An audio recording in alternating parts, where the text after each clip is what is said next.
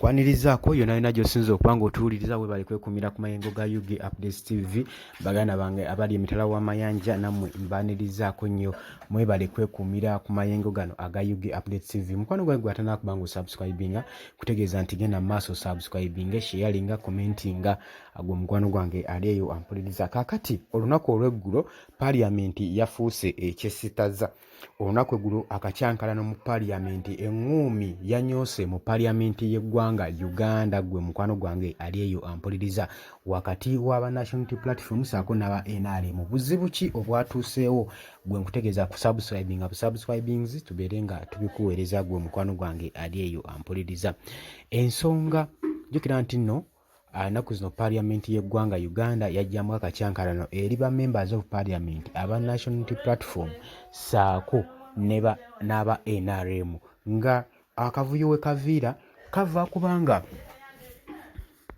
jjukira nti nno bizze bibaawo nga okusikaŋŋana omuguwa olutalo luva ku MP ono owa Mityana South oluvannyuma lw'okuleeta biiru ate neetwalibwa mu bwangu obw'ekitalo ennyo okubanga eyisibwako ng'eweebwa ebbeetu, ng'ate BMPs abalala beemulugunya. Waaki bo badde baleeta proposals zaabwe ne kaakati zimaze omwaka mulamba teziwulirwangamu, tebatuulanga kuziwuliramu?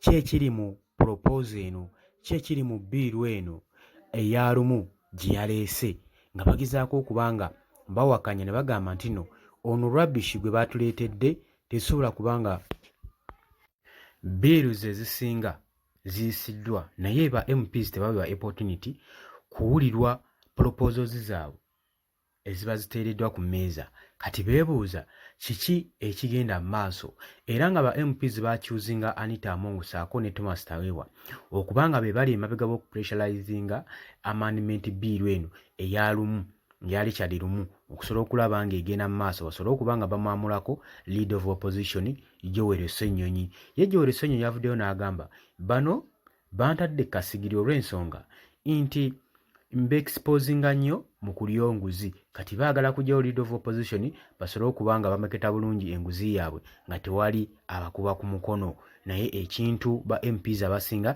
kye batakkiriziganyiza nabikyo. Honorable Ssemujju Nganda yavuddeyo n'agamba nti ono rubbish yennyini, ensonga eyatuteesaawo ebanga tugenda mu Electoral Commission ya nsonga nti waliwo opposition standing ate ng'eri solid. Ensonga lwaki ab'akakiiko k'okulonda bategekawo okulonda, bawakanye ebiva mu opposition nti si bituufu, abantu bakyabaagalako. Kati womma leading of opposition amaanyi okubanga balonda beesalirawo ttiimu yaabwe gye baagala obbalidinga mu Paaliyamenti, awo oba okoze kikyamu.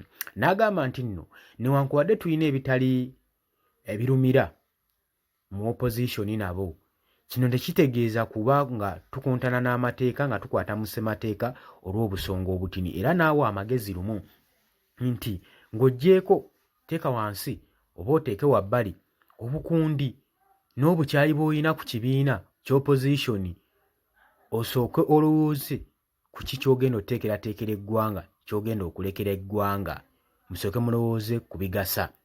Oyo yabadde yaakavaako ne wajjawo honorable omulala bamuyita David n'agamba nti yeewuunyiza nnyo bw'atunuulira abantu abaasoma bongeramu malamu maanyi. Kati mu byonna ebyetaagisa okuba nga tuleeta amendments mukulu lumu walabye ng'ekyo kye kisaanidde, n'agamba era asaasidde nnyo abaasoma kubanga ye buli wabatunuulira abaasoma ennyo ayongera kuggwamu maanyi. Kaakati akavuyo ne kabalukawo mu Paaliyamenti naye nga tekannanyiinyiitira nnyo.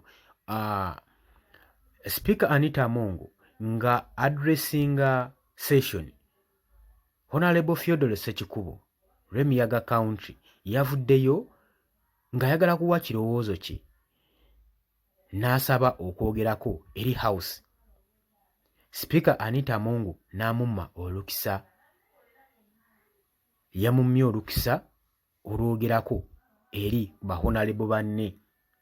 Anita Among n'agamba nti nno mulina okuba nga respectinga House, muleke kuleeta biteeso byammwe mu Paaliyamenti ya ggwanga Uganda ebyo bye mujjayo ng'olwokuba mulina abantu aba backing mabega ababafujjirira omusimbi teyamentioninze naye kino yakireese oluvannyuma lwa Theodore Ssekikubo amaze okuvaayo ng'ayagala kubaako nsonga gy'awaayo n'akola statement ng'eyo eyazze Theodore Ssekikubo mu mbeera era oluvannyuma Army squad eya Army ekwasaganya ensonga ku Parliament n'eyitibwa esobole okuba nga etawuluza olujagalalo n'olutalo olwabadde lubaluseewo mu Parliament nga Ssekikubo ayogeza eddoboozi lya mwanguka ng'agaanye okusirika ng'agaanye okufa ku nsonga ng'agamba munyima mutya opportunity ffe tetuli bakunalebo tetulina kuteesa mu Parliament lwaki bamunyima akakisa byammwe byokka bye binaayisibwa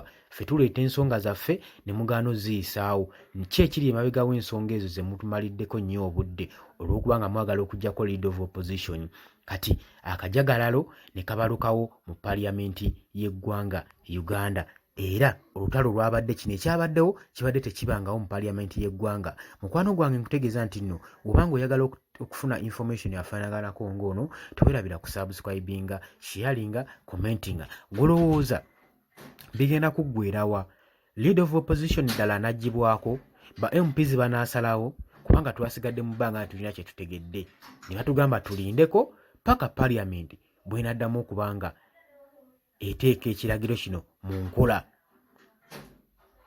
naye nga ye Joel Ssenyonyi agamba nti lumu okunoonyereza kwe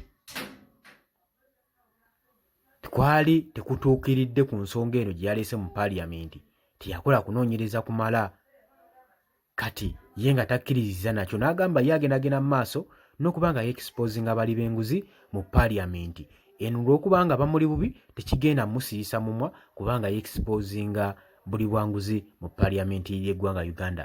Mbategeeza nti nno mbaagala nnyo mwebale kwekumira ku mayengo ga UG Updates TV tubaagala nnyo abali e Bulaaya abali emitala w'amayanja mweraba.